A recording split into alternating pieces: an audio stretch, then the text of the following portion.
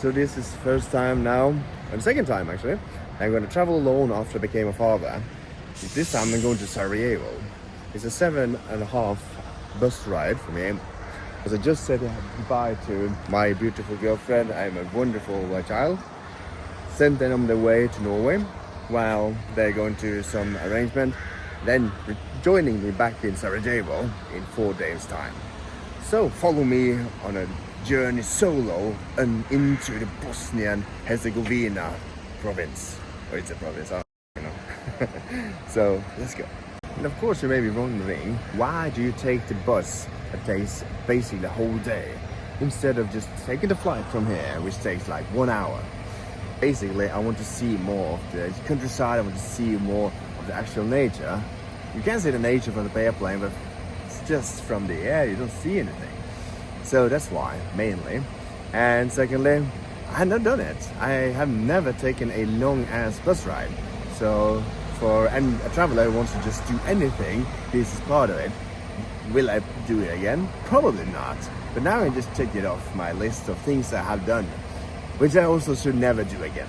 This is basically what I'm traveling with. I'm taking the heavy suitcase with basically everything we own. And in my backpack I have my charger, my headset, my everything. And this is why, because my girlfriend should travel lightly. And this is how she will travel lightly. It's a fantastic solution where I carry the heavier stuff and tear my back out so I can't possibly do anything more. So that started well. I'm waiting for the bus to go to the centrum, but for some reason I said on the upside, but of course it goes on the downside. So I've been just sunbathing, taking in the sun for no. So let's head downstairs and actually get to the right point so I can get in to Belgrade again and get to my bus in time, preferably. Behold, this is the big bus I'm going to ride, and since I'm going to be riding it all alone, that's not bad.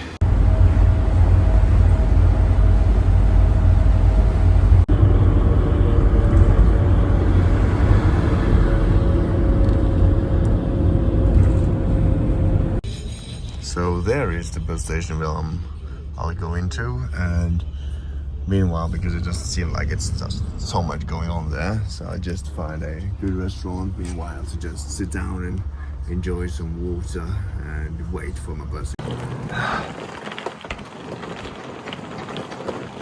Perfect. Much better than what was said on the reviews of the new bus station. Proper restaurant. The thing I noticed, especially here in Belgrade, the service in restaurants is terrible. It's generally, even now I just stood there waiting, trying to get attention, but waiters just passing straight by. It's a bit embarrassing, but so it is. Exactly. Incredible. So quickly, we have been here in Serbia, Belgrade, for 3 weeks now. We travel quite a bit around, seeing a lot of the different places around here, and mostly traveling by car, as we now have started renting cars. We didn't do that before, no particular reason as to why. So that's what we are doing. Now we're exploring the Balkans. We have been to Southeast Asia for a while. So with no further ado, I'm just going to drink this red water and just enjoy the rest of the waiting before the bus goes. Good Serbian water. Let's go ready. Let's go pick up some groceries, because I found out after all there is a grocery shop. It looked very dark for a moment there, because I thought really that it was no grocery shop here. I was just gonna sit 8 hours sitting there gnawing on the seats, just wait until I was coming to Sarajevo, but no. There is a garden, there is lightning, and that lightning is actually a small grocery shop which I'm gonna savagely ravage. So I will never get tired of the fact that a glass of wine and a big bottle of sparkling water still costs only like 900 dinars, which in Norwegian kroners is like 90 kroners, or in euro 8.5 euros. It's insane. It's absolutely wonderful, and makes me motivated, especially for Bosnia, to see what's like there, to see if it's got the same standard. I think it's closer. Just got help from two lovely gentleman pointed me in the right direction, because the first shop that I was supposed to go to doesn't even exist. So I feel like that's just been a big thing here in Belgrade. It's like Google Maps is not updated at all. One time we went driving, we ended up in a big field just roaming around in the middle of the night, and suddenly we were in that, we was like that, and that's when my girlfriend had to just say, we can't go any further. Here it is, Taj Bar. It's actually open, not that far. I have 20 minutes left. Okay, there's actually a Mexico there, which means that I'm quite safe at the moment. There's the bus station 10 minutes ago. Oh, that's me in a nutshell. Every time. So late. Alright, so after basically running for my whole life, I made it onto the bus. It was a split decision there, but I was just about to not make it because one of the security guards or whatever wanted me to go buy a ticket fully. I didn't understand, but it all solved itself. So now I'm gonna sit in this seat for the entirety of 8 hours. I am sweaty already. It's a warm bus. I don't think they have air conditioning. I love it. It's gonna be wonderful.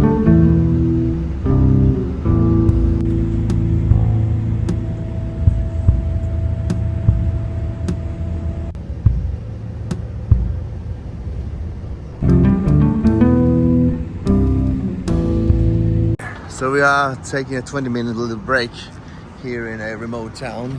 Just stopping by to get some stretch and fresh air. And then we'll continue on. So there's quite... Basically almost about to enter Bosnia-Herzegovina. We are maybe an hour away.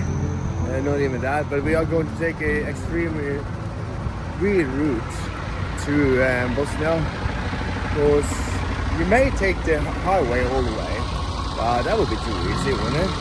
So I guess this is taking a little bit of a longer route, but I got all day, I don't care. So I think this is a good representation of a typical Serbian place. So you got the roasted pig, you got some beautiful advertisements, you got a beautiful houses, and you got a lot of space. So countryside Serbia, which I happen to find to love a lot, because it's got quite character, it's got a finesse. So I have one question also, because this is basically my first time going abroad, except for in Scandinavia. This is when I'm abroad, going abroad. So where and how many times have you gone abroad with either bus or train, like Interrail or Interbusing? Comment down, because I'm curious about where people are traveling.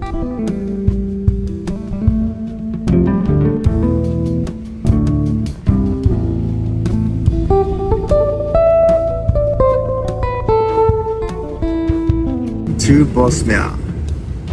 Absolutely brilliant entrance. So let's do it! Hey, we also gotta just check our own passports quickly. They're standing on the border basically, waiting.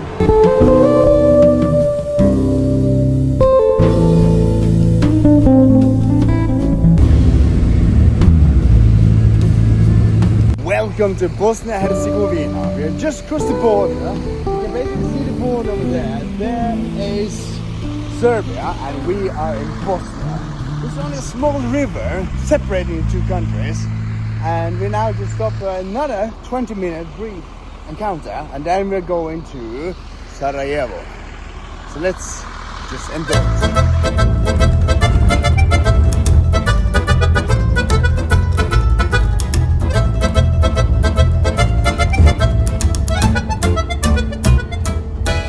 Welcome to Sarajevo. I've tried for seriously almost 2 hours to get a taxi. The taxi apps here, no good.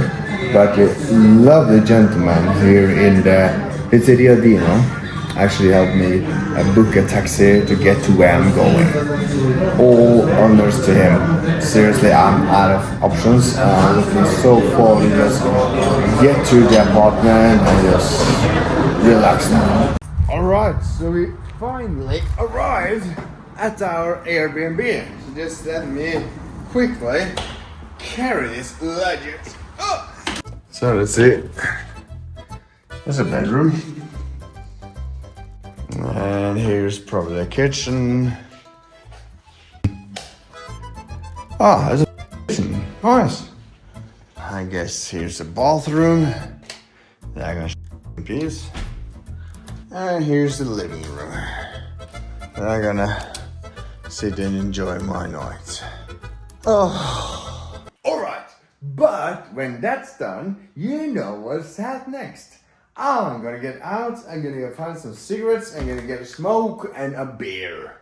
So finally, after landing here in a nice pub with actually a servant that actually talks very good English, score myself a beer, still out one as it's coming to, and then I'm going to the supermarket and then actually get myself some groceries for tomorrow. But tomorrow we are going to go explore more of Sarajevo. But for tonight, it's gonna be a beer and it's gonna be a good night. Alright? Take care.